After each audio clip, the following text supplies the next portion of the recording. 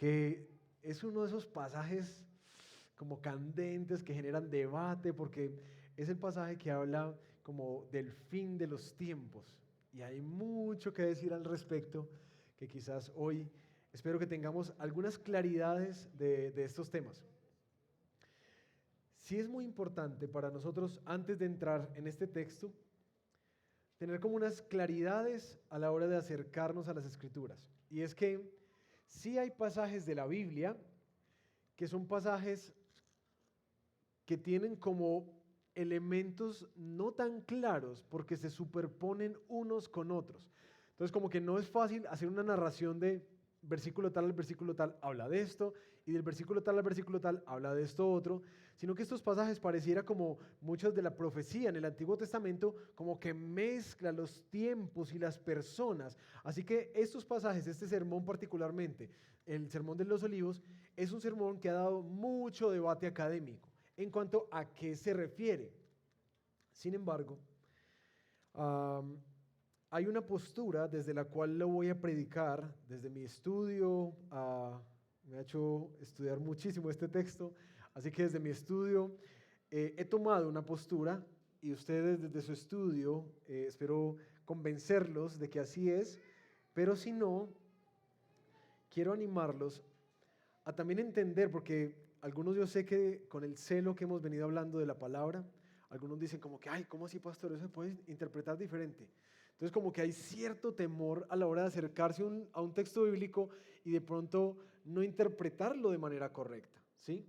Y quiero hacer esa salvedad y esa claridad porque yo sé que para algunos esto es nuevo, pero para otros se ha venido como un celo y hemos tenido diálogos de ese temor de cómo interpretar bien las escrituras por el trasfondo quizás que han venido. Y quiero darles como un parte de tranquilidad en esto. Los temas que vamos a hablar aquí se refieren particularmente a la venida del Señor Jesucristo. Eso es algo ciertísimo para nosotros. Sin embargo, vamos a ver que hay elementos en los cuales algunos teólogos y académicos podrían diferir en pensar cuándo y de qué forma o sobre qué se está refiriendo. ¿Sí? Sin embargo, lo tocante a este sermón es una doctrina secundaria de las Escrituras. Es decir, son esas doctrinas que quizás tú y yo podemos tener posturas diferentes, porque no tocan lo central de todas las Escrituras, que es la salvación por la fe a través de su Hijo Jesucristo. Esto es una doctrina secundaria, que se llama normalmente la escatología, el estudio de los últimos tiempos. ¿Cómo se llama? Escatología. ¿Listo? Vamos a hablar de escatología y quienes vayan a la conferencia van a ver el enredo que tiene todo esto, porque hay mucho que se ha hablado y hay mucho que se ha dicho, pero también quisiera animarlos a esto. En esto podemos diferir o disentir con gracia. De pronto tú dices, no, pastor, yo he tenido una postura más premilenarista o postmilenarista o preterista del tema, y uno queda como que, ¿ah? ¿Por qué? Porque sí hay, en cuanto a escatología, al menos 3 elementos que han generado un debate, y solamente para ponérselos de base para su conocimiento, y también para que les pique la curiosidad y vayan a la conferencia, hay unos elementos, cuando hablamos de escatología, acerca de estos cumplimientos proféticos. Si esto que vamos a leer fue algo que ya pasó o es algo que está por pasar. Y eso lo clasifican en si somos tenemos una escatología preterista o una escatología futurista. ¿Listo? Primera clasificación. Segunda clasificación. Estos elementos que vamos a estudiar hacen parte de ese milenio, de esos 1000 años de los cuales el libro del Apocalipsis en el capítulo 20 hace referencia. Y hay posturas premileniaristas, ¿cierto? Que dicen que va a venir el Señor Jesucristo antes del milenio. Hay otros que son postmilenialistas, que el Señor va a venir después de esos 1000 años.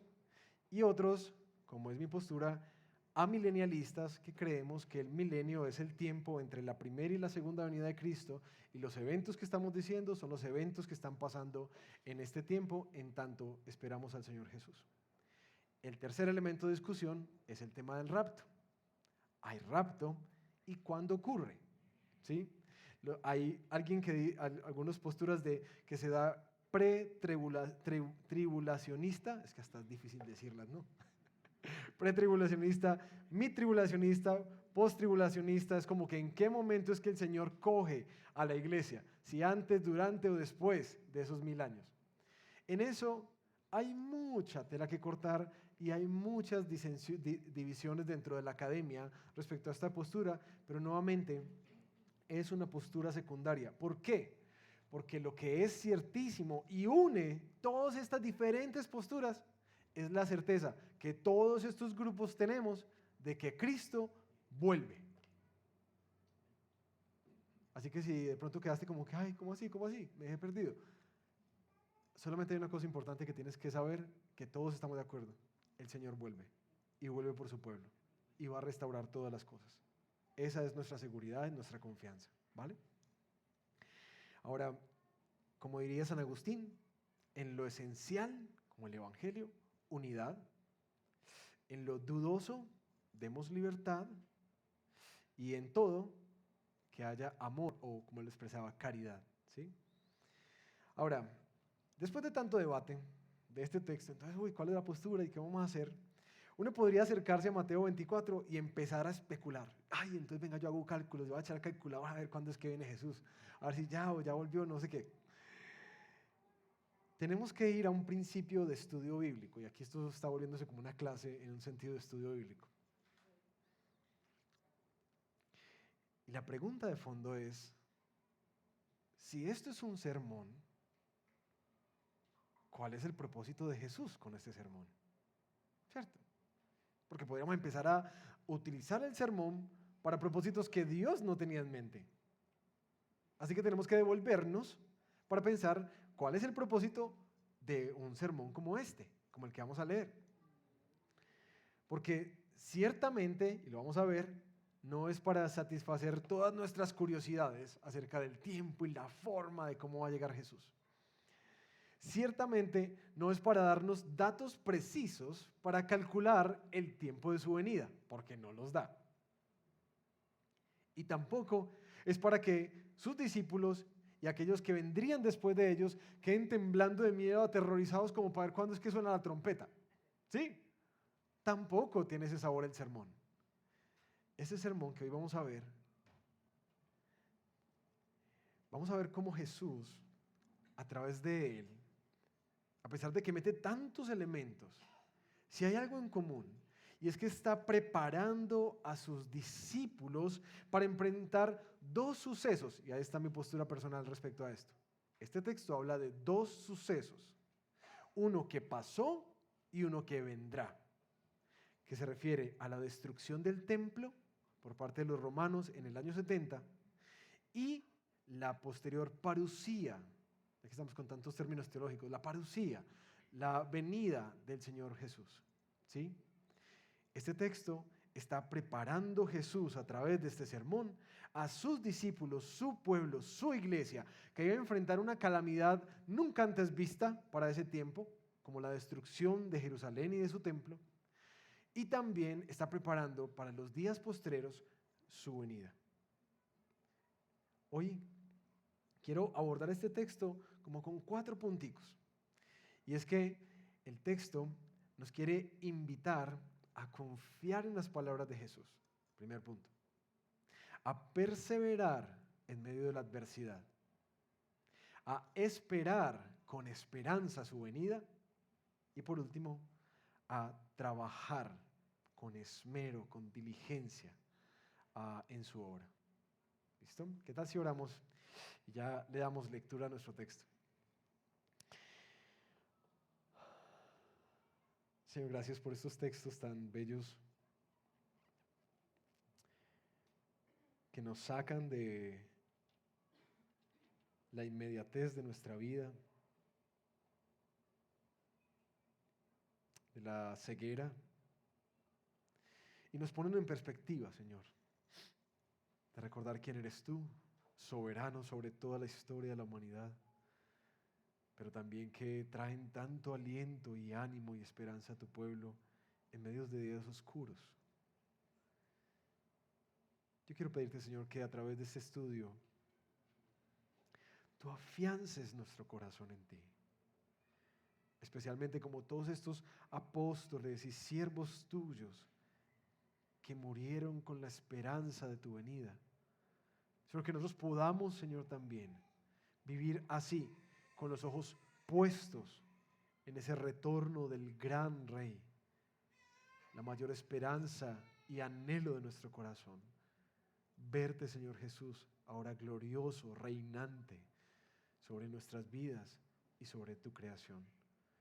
Danos hoy, Señor, un avivamiento en la esperanza de esta fe que profesamos y de estas promesas que tú has hecho, como lo veremos, las que cumpliste, cumples y cumplirás. En el nombre de Jesús. Amén. Bueno, vamos a leer Mateo 24 y como les digo, como es difícil dividirlo, vamos a leerlo completo del 24 al 35, aunque el sermón va hasta el 25. Así que hoy vamos a ver la primera parte del sermón y la próxima semana veremos la segunda parte del sermón, que tiene que ver más como con las implicaciones. Dice así Mateo 24. Cuando Jesús salió del templo, de esta confrontación, de esos ayes, ay de ustedes, escribas y fariseos, ¿recuerdan eso? Cuando Jesús sale del templo y se iba, se acercaron sus discípulos para mostrarle los edificios del templo. Pero él les dijo, ¿ven todo esto? En verdad les digo que no quedará aquí piedra sobre piedra que no sea derribada. Estando Jesús sentado en el monte de los olivos, de donde viene el nombre, se acercaron a él los discípulos en privado y le preguntaron, dinos, ¿cuándo sucederá esto? ¿Y cuál será la señal de tu venida y de la consumación de este siglo? Ellos estaban curiosos de cuándo se iba a dar esta destrucción y cuándo, conectando con la historia, iba a ser el retorno de Jesús, lo cual ellos entendían como también la culminación de este mundo, la culminación de este tiempo. Jesús les respondió, tengan cuidado de que nadie los engañe, porque muchos vendrán en mi nombre diciendo, yo soy el Cristo, y engañarán a muchos. Ustedes van a oír de guerras y rumores de guerra. Cuidado, no se alarmen, porque es necesario que todo esto suceda, pero todavía no es el fin. Porque se levantará nación contra nación y reino contra reino, y en diferentes lugares habrá hambres y terremotos, pero todo esto es solo el comienzo de dolores. Entonces los entregarán a tribulación y los matarán, y serán odiados de todas las naciones por causa de mi nombre. Muchos se apartarán de la fe entonces, y se traicionarán unos a otros, y unos a otros se odiarán. Se levantarán muchos falsos profetas, y a muchos engañarán. Y debido al aumento de la iniquidad, el amor de muchos se enfriará. Pero el que persevere hasta el fin, ese será salvo. Y este evangelio del reino se predicará en todo el mundo como testimonio a todas las naciones, y entonces vendrá el fin. Por tanto, cuando ustedes vean la abominación de la desolación, de que se habló por medio del profeta Daniel, colocada en el lugar santo, y el que lea, que entienda, entonces los que estén en Judea huyan a los montes. El que esté en la azotea no baje a sacar las cosas de su casa, y el que esté en el campo no vuelva atrás a tomar su capa. Pero ay de las que estén en cinta y de las que estén criando en aquellos días. Oren para que la huida de ustedes no suceda en invierno ni en un día de reposo, porque habrá entonces una gran tribulación, tal como no ha acontecido desde el principio del mundo hasta ahora, ni acontecerá jamás. Si aquellos días no fueran acortados, nadie se salvaría, pero por causa de los escogidos, aquellos días serán acortados. Entonces, si alguien les dice, miren, aquí está el Cristo, o allí está, no lo crean, porque se levantarán falsos cristos y falsos profetas y mostrarán grandes señales y prodigios para así engañar, de ser posible, aún a los escogidos. Vean que se los he dicho de antemano. Por tanto, si les dicen, miren, Él está en el desierto, no vayan. O miren, Él está en las habitaciones interiores, no les crean. Porque así como el relámpago sale del oriente y resplandece hasta el occidente, así será la venida del Hijo del Hombre. Donde esté el cadáver, allí se juntarán los buitres. Pero inmediatamente después de la tribulación de esos días, el sol se oscurecerá y la luna no dará su luz. Las estrellas caerán del cielo y las potencias de los cielos serán sacudidas. Entonces aparecerá en el cielo la señal del Hijo del Hombre. Y todas las tribus de la tierra harán duelo y verán al Hijo del Hombre que viene sobre las nubes del cielo con gran poder y gran gloria. Y Él enviará a sus ángeles con una gran trompeta y reunirán a sus escogidos de los cuatro vientos, desde un extremo de los cielos hasta el otro. De la higuera aprendan la parábola. Cuando su rama ya se pone tierna y echa las hojas, saben que el verano está cerca. Así también ustedes, cuando vean todas estas cosas, sepan que Él está cerca, a las puertas. En verdad les digo que no pasará esta generación hasta que todo esto suceda. El cielo y la tierra pasarán, pero mis palabras no pasarán. Qué texto, ¿no?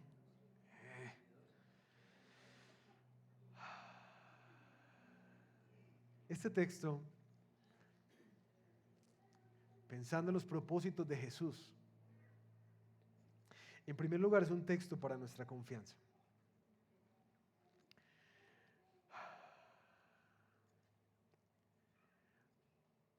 Hay un elemento de la historia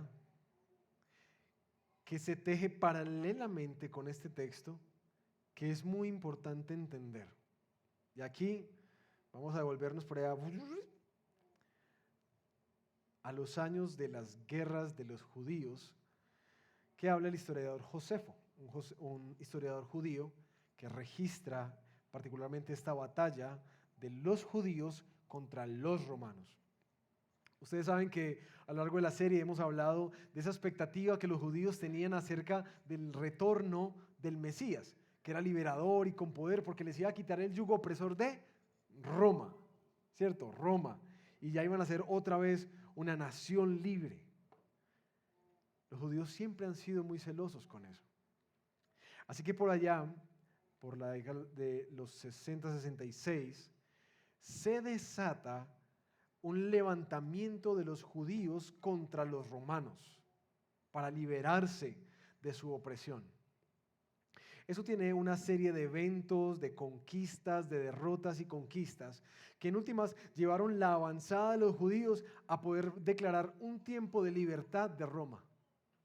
Sin embargo, Nerón, buscando la Pax Romana, que eso no era otra cosa que se somete o se somete, envía a uno de sus mejores generales para poder acabar con esa rebelión de los judíos. Y progresivamente en la campaña va apaciguando todo ese ardor y toda esa fiebre que ellos tenían y acaba con las legiones romanas, acaba con toda esa rebelión judía. Lo último que estaba por terminar era el templo. Y cuando Vespasiano, este general romano, va a terminarlo, escucha que muere Nerón. Algunos dicen que se suicida Nerón. Y entra una época crítica para el Imperio Romano, la época de los 4 emperadores. Porque hay una sucesión en un año, matan al emperador, matan al emperador, matan al emperador. Y en últimas las tropas le dicen a Vespasiano que él debería ser el emperador.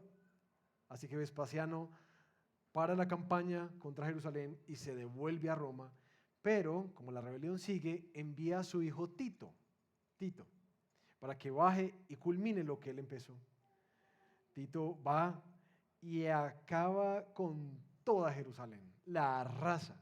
Y aunque Tito quería, según el historiador Josefo, quería preservar los edificios, el templo, sus soldados estaban tan enardecidos por todo lo que había implicado sofocar esta rebelión judía, que acabaron con todo. Dice Josefo que no lo escucharon ni a él. La ira de estos hombres estaba braque y logran, en últimas, toda esta rebelión judía, encerrarse dentro de las puertas del templo porque iban cruzando las murallas y las murallas que Herodes el Grande había hecho, las destruyen y en últimas acaban con el templo y lo destruyen completamente, incendian el templo en un fuego cruzado y el templo del Señor es consumido por las llamas. Ahora, este elemento es muy importante, este elemento histórico. ¿Por qué? Porque si ustedes ven en el capítulo 24, vayan conmigo en sus Biblias, capítulo 24, Jesús, la última cosa que dice después de los ayes del liderazgo judío es esto, versículo 33. Serpientes, camada de víboras, ¿cómo escaparán del juicio del infierno? Por lo tanto, miren, yo les envío profetas, sabios y escribas, y algunos de ellos ustedes los matarán y los crucificarán, y a otros los azotarán en sus sinagogas y los perseguirán de ciudad en ciudad, para que recaiga sobre ustedes la culpa de toda la sangre justa derramada sobre la tierra, desde la sangre del justo Abel hasta la sangre de Zacarías, hijo de Berequías, a quienes ustedes asesinaron entre el templo y el altar. En verdad les digo que todo esto vendrá sobre esta generación. Jerusalén, Jerusalén, la que mata a los profetas y apedrea a los que son enviados a ella. ¿Cuántas veces quise juntar a tus hijos, como la gallina junta sus pollitos debajo de sus alas, y no quisiste? Por tanto, y ahí viene el juicio, la casa de ustedes se les dejará desierta, porque les digo que desde ahora en adelante no me verán más hasta que digan, bendito aquel que viene en el nombre del Señor. Para los discípulos que estaban escuchando esto, en el 30 después de Cristo, para los discípulos que reciben el Evangelio de Mateo, en el 64, 65 después de Cristo, ellos están siendo testigos oculares de lo que está pasando en la rebelión judía contra los romanos. Ellos escuchan de las guerras y los rumores de guerra, de cómo matan los emperadores, de cómo están sofocando la rebelión judía y cómo los judíos ganan y vuelve otra vez Roma a ponerse sobre ellos. Los que están recibiendo el Evangelio de Mateo son testigos oculares del cumplimiento de esta profecía. Es decir, una de las cosas históricas muy importantes de este texto al estudiarlo es que Jesús está preparando a la primera generación de discípulos, la primerita, porque ellos sí verían eso. Ahora, el historiador Josefo no me atreví ni siquiera a hacerles una cita de cómo describe esa destrucción del templo, porque es horrible, horrible. Él mismo describe un poco más de 1 millón de muertes solamente ahí, coronando ese templo o destruyendo ese templo. Y describe cosas, sí, muy feas, muy, muy feas. Pues me tocó estudiarlas. Que en últimas muestran el duro juicio de Dios contra su pueblo, contra su pueblo. Era tal la masacre y la matanza, este ejército era incontrolable y mataba a cuanta persona se acercara, que las personas no tuvieron tiempo de recoger sus cosas, salieron corriendo, disparadas. Por eso, en ese marco, es que los primeros versículos de esta profecía del capítulo 24 hacen todo el sentido, porque no podían devolverse, tenían que correr. Ahora, ¿por qué hablo de confianza cuando vemos este texto? Yo creo que este texto, en primer lugar, el Señor Jesús lo estaba dando para que sus discípulos confiáramos en sus palabras.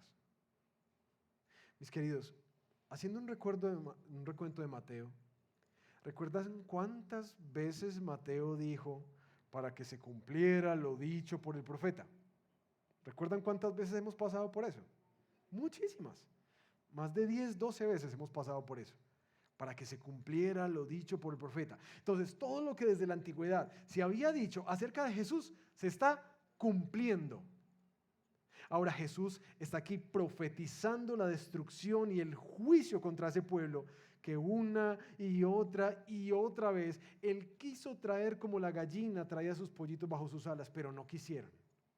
Ahora lo que viene es un juicio contra ellos. Y aquí, en el contexto histórico, está pasando exactamente lo que Jesús dijo que iba a pasar.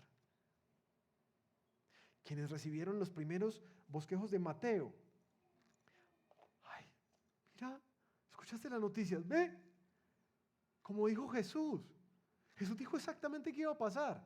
Y por eso, cuando ustedes ven el paralelo, en Lucas 21 dice, cuando ustedes vean a Jerusalén rodeado de ejércitos o de las tropas, corran. Porque en últimas aquí, no es que Jesús viera algo. Jesús está enviando algo. Jesús está haciendo un juicio contra esa nación. Él soberanamente está destruyendo, como en el Antiguo Testamento, las historias duras del Antiguo Testamento están pasando aquí y ahora en boca de Jesús. Él es el que lo profetiza y envía la destrucción. Y esa casa quedó desolada.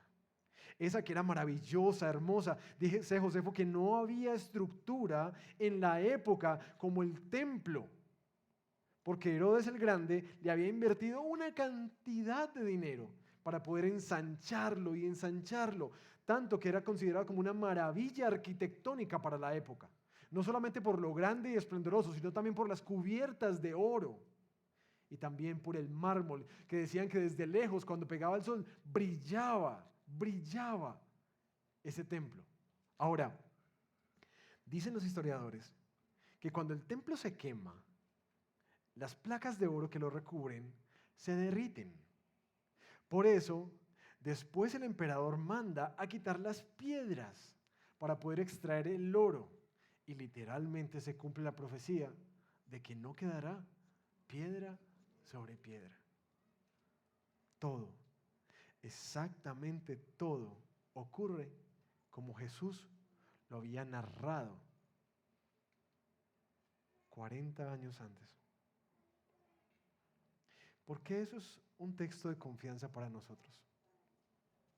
Porque lo que este texto nos deja claro es que las profecías y promesas que Dios hace siempre se cumplen.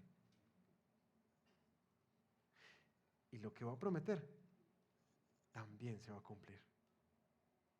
Por eso creo que este texto, en primer lugar, es un texto que nos debe dar a nosotros que digamos la verdad. Somos escépticos, ¿cierto que sí? Incrédulos. Arrepiéntanse más bien. Que somos escépticos. ¿Y saben por qué llegué a la conclusión? Porque yo soy escéptico. Pero cuando veo estos arraigos históricos, llego a esta conclusión. Siempre Él ha sido fiel a su promesa. Siempre lo que dice pasa. Siempre. Y no porque me lo cuente un libro que se lo inventaron por ahí. No, es que tengo historia detrás, soportes históricos, extra bíblicos, que me muestran que Él siempre cumple su palabra. Así que el primer lugar que yo quiero, mis hermanos, al escuchar este texto, es que en primer lugar tú tengas por ciertísimo que Cristo va a volver. Porque siempre lo que promete, lo hace. Amén. La segunda razón por la que yo creo que Jesús da este sermón, nos la da la cantidad de veces que alerta a los discípulos. Cuidado, estén pendientes, estén alertas. Pareciera que Jesús es consciente de unos males que no solamente iban a experimentar aquellas personas que iban a ver la destrucción del templo, sino también los cristianos que estamos esperando su venida. Y hay 3 males en particular que el texto narra en diferentes partes. El primer mal, el engaño. ¿Se dieron cuenta que el texto repite en diferentes ocasiones falsos profetas con falsas enseñanzas que engañarán, aún de ser posible, a los escogidos? Parece que en este tiempo, mientras aguardamos a Cristo, Jesús sí está anticipando que esto va a ser un tiempo difícil, un tiempo de adversidad. En primer lugar, por lo rampante del engaño. Falsos profetas, pero especialmente falsos mesías. Personas que se levantan a decir, yo soy el Cristo. Y bueno, ha habido por ahí en la historia algunos payasos que se autoproclaman Cristo y siempre terminan desmentidos. Siempre. Pero sí advierte a esa tendencia que tenemos nosotros a estar buscando como un Salvador sustituto. Como alguien que viene en nombre del Señor. Y el texto en particular nos advierte de estar pendientes, de estar buscando a alguien que se autoproclama el Cristo, el Mesías, el ungido del Señor, el Salvador. Y se los digo, hermanos, porque en serio, estudiando un poco de estos temas de las sectas, uno dice, ¿cómo es que tanta gente cae en eso? Tanta. Así que no creo que ustedes y yo seamos más inteligentes. Y creo que por eso Jesús advierte eso. Ten cuidado con lo que escuchas. Y ten cuidado con las expectativas que pones en personas que hablan muy bonito. Y de hecho, ¿vieron que el texto dice que hacen milagros? ¿Cierto? Señales, proezas. Porque nosotros somos tan... que cuando alguien hace alguna cosita, entonces, uy, no, eso sí debe ser de Dios. Ay, no, pastor, es que mire, les tiró el pie. Tengamos cuidado, porque nosotros asociamos las cosas sobrenaturales con obras de Dios. Y uno tiene que tener cuidado con eso, porque la Biblia es muy clara que eso es un punto de engaño. Así que ten cuidado. En segundo lugar, el otro mal que aparece constantemente es el sufrimiento. Y vieron que no solamente en la época de los judíos, sino para nosotros, Apocalipsis sí nos da este tema ampliado sobre los dolores, las guerras, la persecución, el sufrimiento, pestes, hambres, terremotos. Y aquí es donde creo que más la iglesia del Señor se ha perdido en la historia. Porque imagínense cuando estos hermanos allá en Jerusalén empezaron a escuchar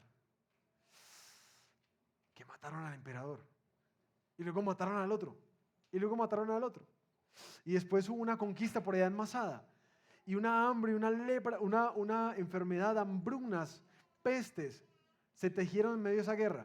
Y después que los ejércitos romanos están avanzando y están conquistando paulatinamente toda Palestina.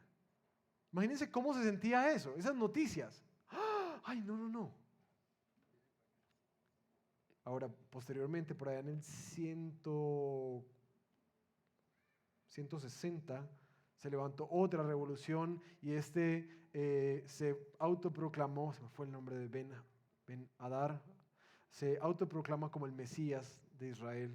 También es sofocado, muerto. Pero imagínense la historia después de. Nada más, la más cercana de nosotros, la Segunda Guerra Mundial. ¿O no nos vamos tan lejos? 2020, COVID. ¿Cierto? Ya. Y hay algo muy particular que este texto, yo quiero que tengamos esa claridad desde ya. El texto dice que los sufrimientos y los dolores y las guerras solamente serán el inicio. Es decir, por eso en el versículo 6 les dice, cuidado, no se alarmen. Porque parece que la iglesia cristiana siempre, ante las calamidades y las cosas así que vienen, que un tsunami, que los terremotos por allá en Chile, que eso que pasó por allá en Tailandia, así como que ya es el fin del mundo. Pero Jesús dice, no, es como es la realidad que nosotros vamos a experimentar. Sí, estamos en un mundo caído. Los tsunamis, los maremotos, los terremotos pasan. Las guerras pasan. ¿No acabamos de experimentar un poco y seguimos en parte en vilo con el tema de Ucrania y Rusia? Sigue pasando. Y hay como la alerta de qué pasa con los de Corea del Norte y los Estados Unidos. Es decir, eso ha sido la historia de la humanidad. Por eso Jesús dice, no es necesariamente ese tema de que estemos especulando, entonces ya viene, entonces ya viene. No, sabemos que en este tiempo esta será nuestra realidad, una realidad de sufrimiento, de zozobra, en la cual muchos se levantarán a proclamarse como los salvadores. Pero esto es solo el comienzo de los dolores. Sin embargo, parece que ese sufrimiento va a hacer que muchos empiecen a apartarse de la fe.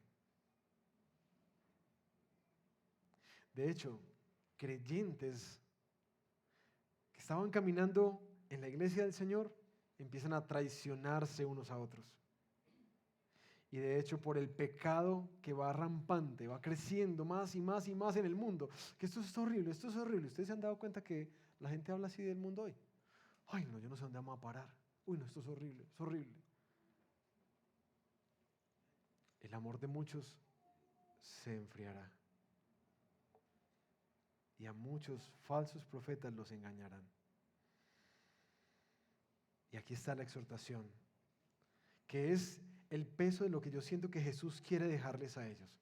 Anticiparles que van a vivir en un mundo hostil, no solamente por las calamidades del mundo, por la crisis dentro de la iglesia misma, sino también porque en medio de todo eso, ellos van a ser perseguidos, como nos lo narra el libro de los Hechos. Por eso es que, de hecho, para la época, este historiador Eusebio dice que los cristianos ya habían sido evacuados de Jerusalén. Por eso ellos no ven la destrucción de Jerusalén, porque se acuerdan que en el primer siglo ya los venían persiguiendo y les tocó salir disparados. Entonces ya ellos ya no estaban ahí, la iglesia del Señor ya no estaba ahí. Los iban a perseguir. Y aquí está la invitación de Jesús. El que persevere hasta el fin será salvo. Y mis hermanos, esto deja un tono para nosotros de recordarnos que caminar con Jesús no va a ser fácil. Por eso algunos dicen por ahí, si tú quieres una vida fácil, de pronto el cristianismo no es para ti. Porque lo que se nos garantiza es que el cristianismo no solamente trae a Cristo, sino que también trae cruz con él, sufrimiento y dolor. Más allá del que el mundo entero experimenta por estar en un mundo caído, nosotros sufriremos por seguir a Jesús. Eso nos va a costar relaciones, trabajos, estatus. Seguir a Cristo va a ser muy costoso para nosotros, pero el que persevere hasta el fin será salvo. Si anticipa que, como decía Pablo, esto es una batalla que uno pelea y una carrera que uno corre, donde uno tiene que guardar la fe. Es inevitable ver como cuando se ponen así las cositas, como que el cristiano debe vivir así, listo, alerta, atento para perseverar en la adversidad. La tercera razón por la que creo que Jesús nos deja este texto es para darnos esperanza.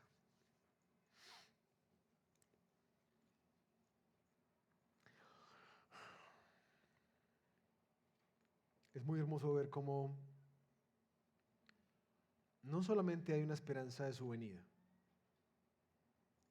Quisiera mostrarles 3 notas de esperanza que a mí particularmente me bendijeron mucho al estudiar este texto.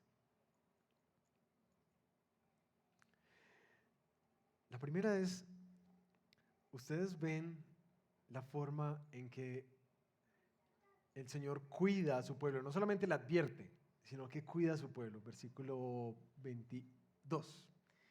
Y si aquellos días no fueran acortados, nadie se salvaría. Oiga pues, nadie se salvaría. Pero por causa de los escogidos, aquellos días serán acortados. Parece que este texto trae como esas notas constantes de que habrá engañadores, pero si fuera posible, engañarían a uno de los escogidos. Pero no lo van a hacer porque son escogidos por Dios y Él los va a llevar hasta el fin. De hecho, El último tono del texto nos dice en el versículo 31 que le envía a sus ángeles con una gran trompeta y van a reunir ¿a quiénes? A sus escogidos. Porque el Señor sí tiene un pueblo que escogió de antemano antes de la fundación del mundo. Y la primera esperanza que yo veo aquí es esa seguridad de la perseverancia de sus escogidos, la perseverancia de los santos. Que en últimas, Él sabe que los días van a ser tan duros que si no fuera acortados los días, nadie se salvaría. Pero por causa de sus amados escogidos, Él los va a recortar. Y hay algo de cuidado tan hermoso del Señor, de esperanza, que aunque sí vivimos en un mundo difícil, Él soberanamente también está guiando la historia y cuidando de forma especial a sus escogidos, a los suyos, a su pueblo por el cual Él derramó su sangre. Él los va a cuidar. Y por causa de ellos aún va a recortar los tiempos y va a traer bienestar a otros por ellos. Porque la iglesia es de enorme valor para el Señor, de enorme valor para el Señor. La segunda esperanza que yo veo aquí aparece en el versículo 14. Y este evangelio del reino se predicará en todo el mundo como testimonio a todas las naciones y entonces vendrá el fin. Algo que llama la atención son los tiempos verbales. ¿Ven la seguridad que da? Este evangelio se predicará en todo el mundo como testimonio a todas las naciones y entonces vendrá el fin. Porque lo que Él dice se cumple. Y hay una enorme tranquilidad porque uno dice, uy, pastor, pero es que si la iglesia la va a tocar tan duro, eso va a ser muy difícil avanzar. Si nos va a tocar tan difícil la vida, persecución, hambres, guerras, una crisis de que nos está engañando todo el tiempo. Es decir, ¿cómo vamos a sobrevivir? ¿Cómo es que la iglesia va a poder avanzar en un mundo así tan caótico? Y no sé si ustedes como yo han pensado en esto, y no, como que todo está más oscuro, todo está más oscuro, todo está más oscuro. ¿Será que sí? Estaba recibiendo reportes en este retiro de los pastores de Quebec. 1% de cristianos en Quebec. 1%. Todas las iglesias se convirtieron en centros comerciales, oficinas y prostíbulos. Y de hecho creo que sería un bonito motivo de oración nuestro, porque les conté hace algunos meses que hay una comisión de Quebec que vino a Medellín, porque están reclutando 15 parejas para llevárselas a trabajar como misioneros en Quebec. Yo les había contado eso a algunos de ustedes, ¿cierto? De hecho, las canadienses que estuvieron estaban haciendo visitas a esas parejas, pero mandaron algunos pastores para Quebec para que ellos vieran la realidad y vinieron desolados. Decía, eso es un cementerio. Es decir, es un cementerio. La iglesia está muriendo allá. Por eso les pido que oremos, porque una de las convicciones es, estas parejas no es porque van a perseguir el sueño americano. Es un trabajo duro y que necesita una convicción profunda. Oremos que son 15 parejas de nuestros rediles que están haciendo este proceso de prepararse para servir al Señor en la revitalización del pueblo de Quebec con el Evangelio. Entonces uno piensa ante estas realidades y sin contar pues lo que pasa en Europa, uno dice, ¿será que la iglesia va a sobrevivir? ¿Será que la iglesia va a avanzar? Y aquí aparece esta promesa tan esperanzadora que es que este evangelio va a llegar hasta el final. ¿Por qué? Porque ni las puertas del Hades, como lo vimos en capítulos anteriores, ni las puertas del Hades van a ser capaces de resistir el avance de la iglesia. ¿Por qué? Porque Él la lleva adelante. Así como pasó con esta iglesia, que se iba a cerrar hace 7 años. ¿Y quién la llevó adelante? Yo no fui, se los aseguro. Yo no fui, el Señor lo hizo. La tercera esperanza, que me encanta, la segunda venida de Cristo. Y aparecen estas notas de cómo en los días de que venga Jesús, ya no es como que está aquí, que no, que está por aquí, sino que cómo va a ser, como un relámpago que cruza de oriente a occidente y todo ojo lo verá. Y ahí es donde hay que hacer esa corrección teológica a esa canción que algunos cantamos tanto tiempo, tan bonita y llorándola y todo, pero así no es, hermanos. Esa que decía, vestido de ternura, vestido de ternura, Jesucristo el Hijo de Dios, Jesucristo. Esa canción, que el reino, que el cielo se abrirá y Jesús bajará vestido de ternura. Yo no sé de qué leyó el autor de eso, porque la descripción que el texto dice es que el sol se oscurecerá y la luna no dará su luz. Las estrellas caerán del cielo, unas profecías de Daniel, y las potencias del cielo serán sacudidas. Y entonces aparecerá en el cielo la señal del Hijo del Hombre, que en últimas está asociada directamente con Él, con Jesús.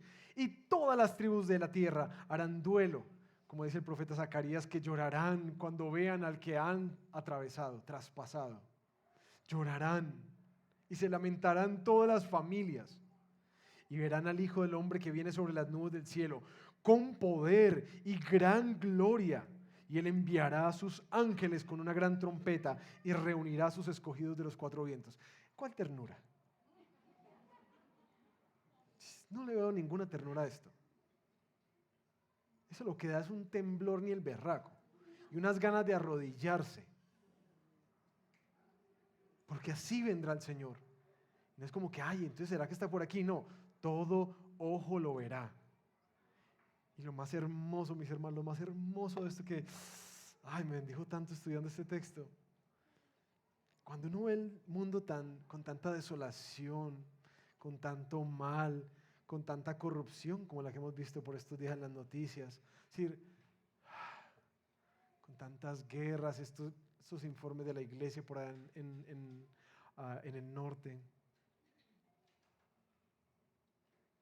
uno sí empieza como a perder la esperanza y a meterse en ese mundo oscuro, como que se lo va comiendo a uno.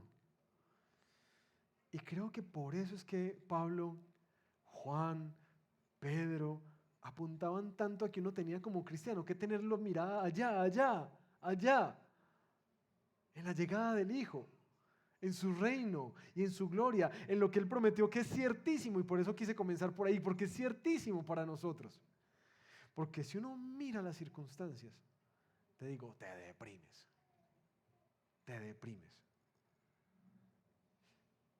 Pero ver esto, que ya la agenda de Jesús no es venir y entregar su vida por nosotros y estar callado, humilde y recibir el pago de nuestro pecado, sino que su venida ya es en gloria y en poder, con ángeles y el Rey viniendo a reinar para siempre. Eso es una cosa muy hermosa. Lo que tanto anhelamos todos los días de nuestra vida, lo que tanto uno quiere, por fin, el Rey viniendo a poner todo en orden. Por eso esa imagen de la ternura a mí no me convence, pero para nada. A mí la que me convence, las Escrituras muestran la gloria, el poder, el orden, la justicia, el juicio. Porque en últimas, eso es lo que nuestro corazón más anhela. Lo que tú tanto anhelas y lo que tanto te frustra en la vida es porque todavía no ha llegado Jesús. Pero Él vendrá. Por último, la razón por la cual yo creo que Jesús da este sermón tiene que ver con la diligencia en nuestro trabajo. Porque ya ha advertido, ya ha animado a perseverar, ya ha dado esperanza. Pero entonces, ¿qué hacemos?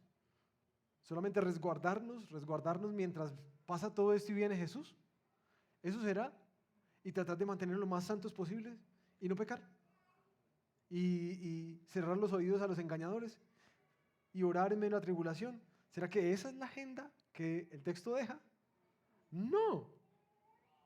Porque el texto, les voy a dar un dato, el texto nos muestra que esa venida de Jesús que tanto anhelamos está directamente conectada con la predicación del Evangelio a todas las naciones. ¿Por qué? Porque el texto dice, y entonces, después de que se complete esto, y entonces vendrá el fin. Y aquí hay un elemento muy clave para recordarnos a nosotros como pueblo del Señor, que nuestra labor es con arrojo estar predicando el Evangelio. No es solamente vivir como en un búnker para guardarnos del mundo y soportar hasta que Cristo venga. La labor que de hecho con la que termina Mateo 28, ¿cuál va a ser? La gran comisión. Vayan y hagan discípulos a todas las naciones, bautizándolos en el nombre del Padre, del Hijo y del Espíritu Santo, ¿cierto? Enseñándoles a obedecer todas las cosas que yo les he mandado. Y aquí yo estoy con ustedes siempre. ¿Hasta cuándo? Hasta el fin. ¿Ven el paralelo de estos dos textos? ¿Qué es lo que debe hacer un creyente en medio de esta tribulación, este sufrimiento, persecución? Debe mantenerse enfocado, trabajando diligentemente por aquello que es lo que el Señor aguarda para su venida, que todas las tribus de la tierra lleguen a escuchar de Cristo Jesús. Y nos falta mucho. Y nos falta mucho. Por eso creo que en este texto también se conecta proporcionalmente con Mateo 28 para darles a los discípulos eso, ánimo, sigan en la tarea, predicando, pero no solamente predicando, sino también siendo partícipes de que el reino de los cielos siga avanzando. Esto debe mover en nosotros un corazón misionero. No solamente para los contextos en donde estamos, porque mis queridos, se está levantando una generación de niños, especialmente los chiquiticos que tenemos acá, que no conocen al Señor. Porque sus padres quieren darle la libertad de que ellos puedan escoger cualquier cosa que el mundo les dé. No quieren imponer ninguna religión. Pero les están dejando a merced de que cualquier otra corriente lo coja. Cualquier otra idea, cualquier otra mentira. Y como los países del norte, nosotros estamos caminando hacia ese mismo lugar. Una generación que no conoce al Señor. Así que no solamente es un aliento misionero, sino también es un aliento del discipulado de nuestros hijos. Que ellos se levanten con convicciones fuertes, a tal punto que tus hijos sean capaces, como discutí ahorita con mi esposa, sean capaces aún no solamente de enseñarle a sus hijos, sino ser capaz de discipular y mantener firme a sus nietos en el Señor. Y es nuestra responsabilidad pasar ese legado de fe. Y no solamente ese legado de fe. Perdónenme que no tengo otra palabra, pero es como la más paisa que me ocurre. Ese perrenque para salir adelante, para llevar adelante la fe, a pesar de que ellos sean firmes, estables, que avancen. A los niños hay que enseñarles que caminar con Cristo va a ser berracamente difícil, muy difícil, y que esta vida no se trata de ellos, se trata de Dios y de su gloria, y en eso encontrarán la vida, si la pierden por Él.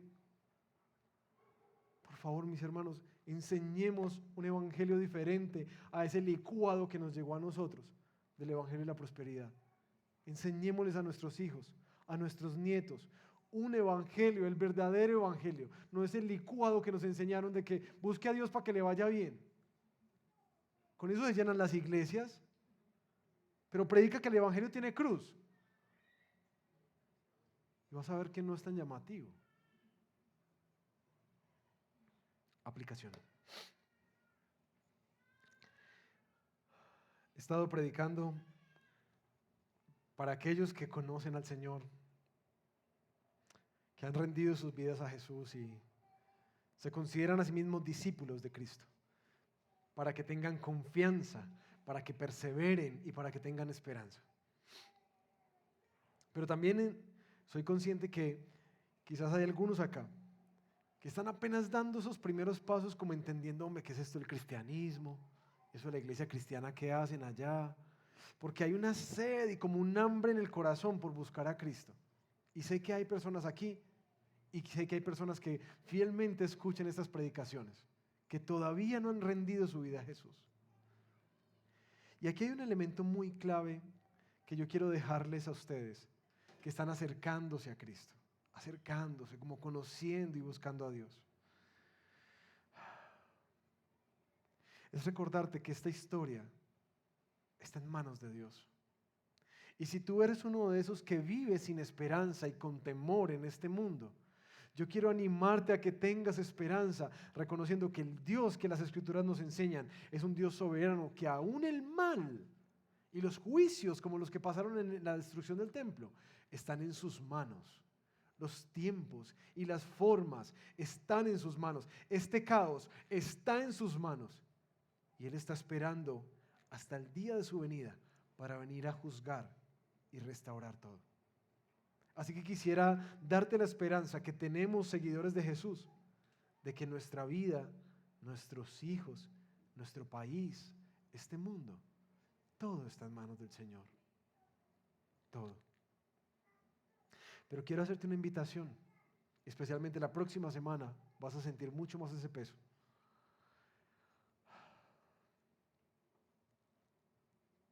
Y es que el texto constantemente dijo que Él tenía un especial cuidado por los suyos, por sus elegidos.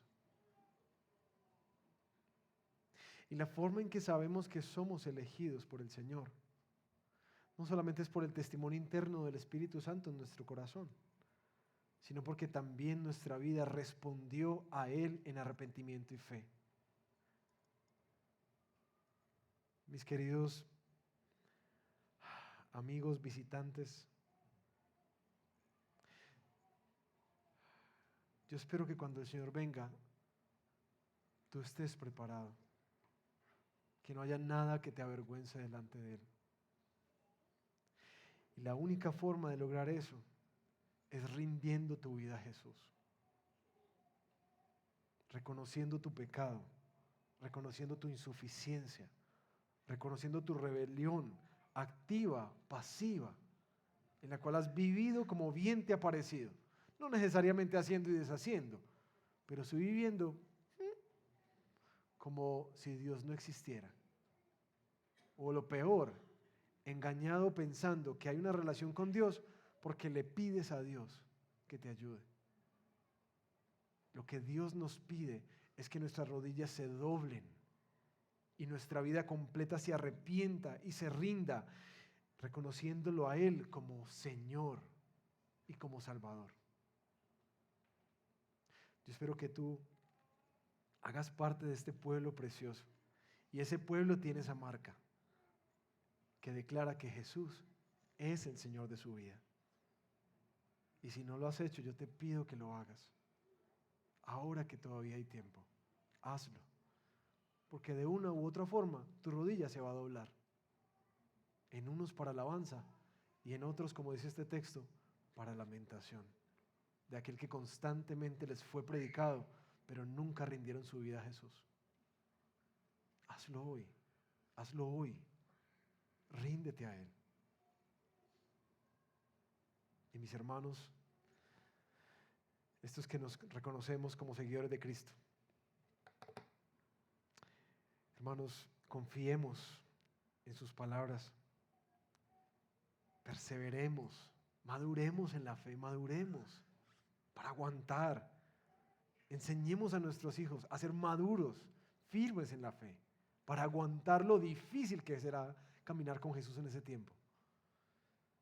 Prediquemos, vivamos en misión, pero también, queridos, demos porque nuestra generosidad hace parte integral del avance del reino. Demos generosamente para que podamos plantar más iglesias como orábamos esta mañana, para que podamos enviar más misioneros, como es el proyecto de la Federación FIBEC hacerlo. Oremos para que tengamos más siervos del Señor, más siervas del Señor. Nuestra vida no solamente debe articularse con la predicación y el sostenimiento, sino también con la generosidad de nuestros dones, talentos y dinero para que el reino siga avanzando. Recuerda. Y por último, preparemos y oremos por nuestros hijos. Que el Señor también a ellos los levante mucho más fieles, mucho más firmes, confiados, arrojados, maduros que nosotros mismos. Padre, gracias por tu palabra hoy. Qué texto tan hermoso y tan esperanzador para nosotros. Es recordar que Cristo viene, Maranata. Cristo viene pronto. Te esperamos, Señor. Y te pedimos que nos ayudes a mantener un corazón confiado en tus promesas, que no las tengamos como los de tesalonicenses, tardías, porque todo lo que tú dijiste se cumple, se cumplió, se cumple y se cumplirá. Pero también danos, Señor, berraquera para avanzar en la fe, para soportar persecuciones y dolores por Cristo, para vivir con esperanza cuando el mundo parece desmoronarse alrededor nuestro, para vivir alertas de no ser engañados, para perseverar hasta el fin. Danos esa batalla en nuestro corazón y ayúdanos a permanecer alertas si hemos de pronto descuidado las armas, descuidado las armaduras y nos hemos acomodado. Levántanos, Señor, para pelear en los engaños que ya hemos caído. Levántanos, abre nuestros ojos, dirígenos, pero también dirígenos con esta esperanza de que tú vienes y ayúdanos a vivir la vida, cada circunstancia adversa que estamos atravesando en casa, con nuestros hijos, con nuestras finanzas, con la salud, en nuestro país. Ayúdanos a vivirla con esa esperanza del Rey que viene pronto, poniendo los ojos en el autor y el consumador de la fe, en esa ciudad que tiene cimientos firmes, cuyo arquitecto y constructor es Dios. Ayúdanos a vivir así, con la esperanza de tu venida. Y danos, Señor, esta agenda tuya para servir, para predicar, pero también para ser generosos, para que tu iglesia y tu reino siga avanzando. Y todas las naciones y personas de la tierra conozcan de Jesucristo. Y entonces venga el fin. Eso te lo pedimos en el nombre de Jesús. Amén.